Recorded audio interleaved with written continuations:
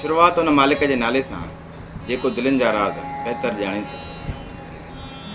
ॾिठो मुहर्रम मां सन को शहज़ादनि थी ॼाणे हे कला पाण वणंदियूं जो करे। मुहर्रम जो महीनो ॾिठो आहे ऐं दिलि में शहज़ादनि हज़रत इमाम हसन ऐं हज़रत इमाम हुसैन रज़ी अल्लाह ताला अन्हु जी झूरी लॻी आहे। हिकु अलाह खे ई हर राज़ जी ॼाण आहे जो पाण खे वणंदड़ ॻाल्हियूं थो करे। मुहर्रम मोटी आयो आया ता न इमाम, मुहर्रम मोटी आयो आया ता न इमाम, दीन जा जाम मौला मूंखे मिली। मुहर्रम जो महीनो मोटी आयो आहे पर हज़रत इमाम वापसि न विया। ए अलाह चल मूंखे मदीने जे मीरनि सां मिला। मीर मदीने आए निकिरी आया न मोटी, मीर मदीने आए निकिरी आया न मोटी। कारा रंग जो कपड़ा अदा ने रोटी आऊं तनी लाए लोटी जे मीर मुसाफ़िर आया। शहज़ादा मदीने खां निकिरी वरी वापसि न आया। करबला में वञी शहीद थिया।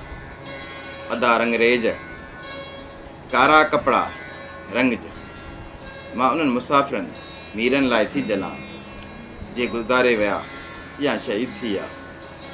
इलाही इश्क में वञी करे रंगजी विया। सख़्ती शहादत जी मिड़ो ई मलार ज़रो नाहे यज़ीद खे ई इश्क जो आसार सुसण जो करार असुल इमामनि लाइ शहादत जी सख़्ती इलाही रहमत जी बारिश हुई। इन इश्क इलाहीअ जी यज़ीद खे ज़रो बराबरि बि ख़बर न हुई। इमामनि जो अज़ल में सिर ॾियण जो इनाम कयल हो, यानी हज़रत सल्लल्लाहु अलैहि वसल्लम इहा बिशारत अॻ में मिली चुकी हुई त इमाम हुसैन अलैहिस्सलाम जा इन मैदान ते शहीद थींदा। सख़्ती शहादत जी निसोरो नाज़ रिंद परोड़ी राज़ कज़ी करबला जो। शहादत जी सख़्ती हक़ीक़त में महबूब घणीअ जे तरफ़ां हिकु ख़ालिस नाज़ हो। करबला जे वाक़े जी गुज़ारत के कामिल आरिफ़ ई परोड़े सघंदा। दास्तान ॿियो, मीर मदीने खां चंड लथे चढ़िया ऐं सणनि तबल बाज़ तबरूं कंद कटारा ऐं केर हुआ। हू अणमोट हुआ ऐं रुख सां राड़ो करण लाइ संभरिया हुआ। करबला में अची पंहिंजा खेमा फुरिया ऐं यज़ीद जे साम्हूं जंग जुटियऊं। तरार जो ताव पसी मुंहुं न मोड़ियऊं। मिस्रनि तरारनि सां वेरी मारे ढूंढ कयाऊं ढेर। मीर हुसैन जो हमलो पसी दिलेर बि दहिलजी विया। धरती दुबी ऐं आसमान थरथरिया। ही जंग न हुई पर इलाही नूर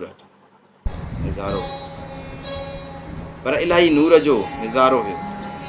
धणी पंहिंजनि दादलनि खे कुहाए थो ऐं मुहबनि खे माराए थो। इन्हीअ में का उन्ही ॻाल्हि इसरार आहे। चंड विहाणीअ चढ़िया मल्ह मदीने मीर। चंड विहाणीअ चढ़िया मल्ह मदीने मीर। नसीं तबल बाज़ तबरूं कुंडक कटारा कीर। अलीअ पुट अमीर कंदा राड़ो रुक। ही सूर्या अमीर इमाम हुसैन अलैहिस्सलाम ऐं संदसि साथी चंड लथे मदीने खां जंग लाइ सवार थी निकिता। उन्हनि सां नगारा शिकारी बाज़ कुहाड़ियूं बाला खंजर ऐं बड़छियूं साण हुयूं। अलीअ जा पुट अमीर रुक जे हथियारनि सां जंग कंदा।